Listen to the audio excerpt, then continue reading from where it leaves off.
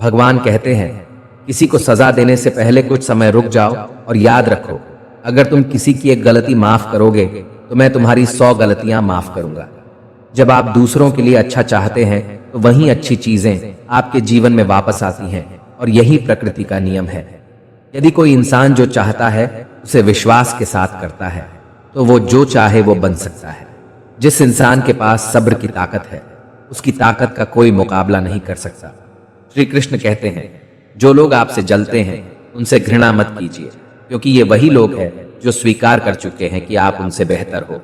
कोई भरोसा तोड़े तो उसका धन्यवाद करना, क्योंकि यह वही लोग होते हैं जो हमें सिखाते हैं कि भरोसा सोच समझकर करना चाहिए। अगर कोई अकेला है तो इसका मतलब यह नहीं कि उसे कोई पसंद नहीं करता, बल्कि वह अकेला इसलिए है क्योंकि उसने दुनिया की औकात जान ली है। दुनिया में हर एक काम आसान है, केवल अंदर से आवाज आनी चाहिए। जिस जिंदगी में उत्साह, लक्ष्य और अनुशासन ना हो उसे जिंदगी जीना नहीं, जिंदगी काटना कहते हैं। भगवान कहते हैं, तुम सब कुछ मुझे सौंप दो और बिल्कुल हल्के होकर मुझे याद करो, धीरे धीरे तुम्हारा जीवन बदल जाएगा। ना तो यह शरीर तुम्हारा है और ना ही तुम इस शरीर के मालिक हो। यह शरीर 5 तत्वों से बना हुआ है, आग, जल, वायु, पृथ्वी और आकाश, और एक दिन यह शरीर इन 5 तत्वों में ही विलीन हो जाएगा। तुम्हारा सिर्फ कर्म है, इसीलिए अच्छे कर्म करने पर ध्यान दो। लोहे को और कोई नहीं बल्कि उसका जंग ही उसे नष्ट कर सकता है। इसी प्रकार व्यक्ति को कोई और नहीं बल्कि उसकी सोच ही उसे नष्ट कर सकती है। इसलिए सोच अच्छी रखो, फल अच्छा ही होगा। अच्छी कार्य करने के लिए हर वक्त अच्छा होता है। कार्य को कल पर टालना या अच्छे समय का इंतजार करना केवल एक धोखा है जो हम खुद को देते हैं।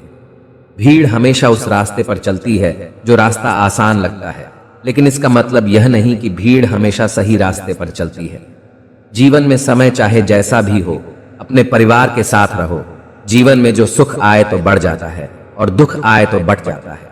हर इंसान में यह काबिलियत होती है कि वो अपना हर सपना पूरा कर सके, पर कोई सफल इसीलिए नहीं हो पाता क्योंकि वह तुरंत सफल होना चाहते हैं या फिर आधे में ही हार मान जाते हैं।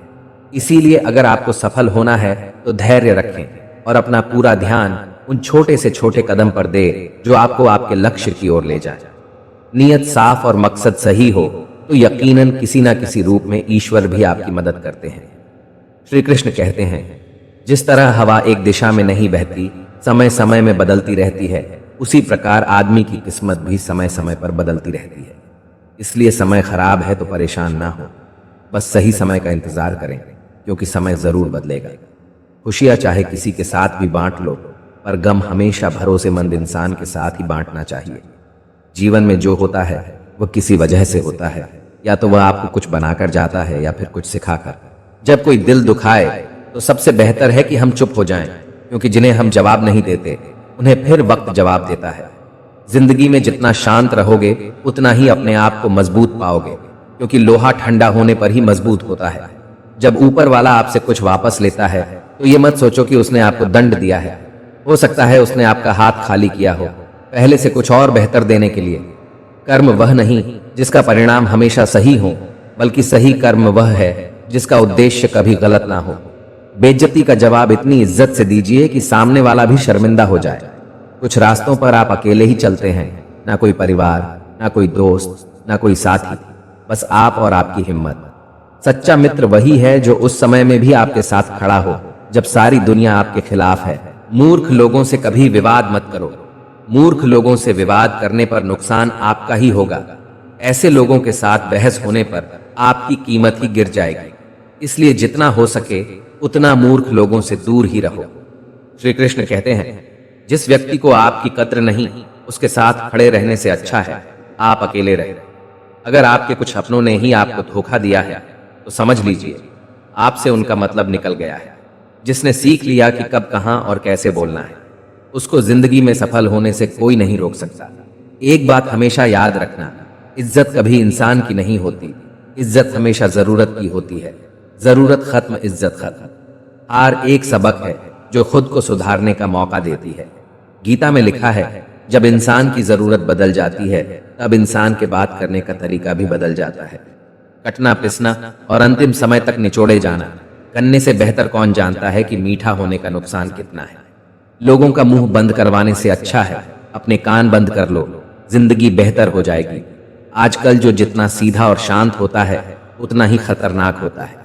जिंदगी में जो भी हम चाहते हैं वो आसानी से नहीं मिलता, लेकिन जिंदगी का एक सच ये भी है कि जो हम चाहते हैं वो आसान नहीं होता। जिस तरह लोग मुर्दे इंसान को कंधा देना पुण्य समझते हैं, काश इस तरह जिंदा इंसान को सहारा देना पुण्य समझने लगे तो जिंदगी आसान हो जाएगी। श्री कृष्ण कहते हैं, किसी को दुख देकर मुझसे अपने सुख की इच्छा कभी मत करना। अगर तुम किसी को एक पल का भी सुख देते हो तो अपने दुख की चिंता कभी मत करना। कोई फर्क नहीं पड़ता कि लोग आपके बारे में क्या सोचते हैं, फर्क तो इससे पड़ता है कि आप अपने बारे में क्या सोचते हैं। जिंदगी का सबसे बड़ा गुरु मंत्र यही है कि आप अपने राज किसी को ना बताएं। जो लोग आपका मुकाबला नहीं कर सकते वहीं लोग आपसे नफरत करने लगते हैं। अगर आपकी दिशा सही है तो आपको चिंता करने की कोई जरूरत नहीं है। बस आपको यह करना है कि सदैव चलते रहना है। मन से ज्यादा उपजाऊ जगह कोई और नहीं, क्योंकि वहां जो कुछ भी बोया जाएगा वह बढ़ता जरूर है, चाहे वह विचार हो, नफरत हो या फिर प्यार। इतिहास गवाह है, जिसकी बराबरी नहीं कर सकती दुनिया उसकी बदनामी करना चालू कर देती है। गुस्से का सीधा साधा मतलब है किसी और की गलती की सजा खुद को देना।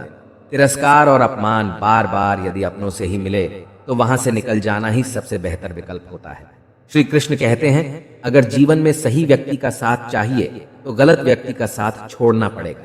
जो किया है वह अवश्य सामने आएगा, क्योंकि कर्म किसी के सगे नहीं होते।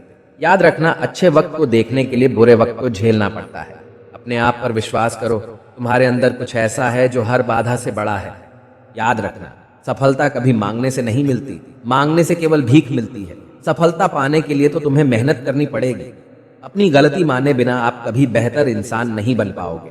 अहंकार में डूबे इंसान को ना तो खुद की गलतियां दिखाई देती है और ना ही दूसरों की अच्छाइयां दिखाई देती है। छोटी छोटी गलतियों से बचने का प्रयास करें, क्योंकि इंसान ठोकरें पहाड़ों से नहीं बल्कि छोटे छोटे पत्थरों से खाता है। याद रहे, साफ साफ बोलने वाला व्यक्ति कड़वा जरूर होता है मगर विश्वासघाती नहीं। साथ रहकर जो छल करे उससे बड़ा कोई शत्रु नहीं हो सकता, और जो हमारे मुंह पर हमारी बुराई बता दे उससे बड़ा कोई मित्र नहीं हो सकता। जितना ज्यादा हो सके सुनो और जितना हो सके उतना कम बोलो। इसलिए शायद भगवान ने हमें दो कान और एक ही मुंह दिया है। ना तो इतने कड़वे बनो कि कोई थूक दे और ना ही इतने मीठे बनो कि कोई निगल जाए। माफ बार बार कीजिए, लेकिन विश्वास सिर्फ एक ही बार कीजिए।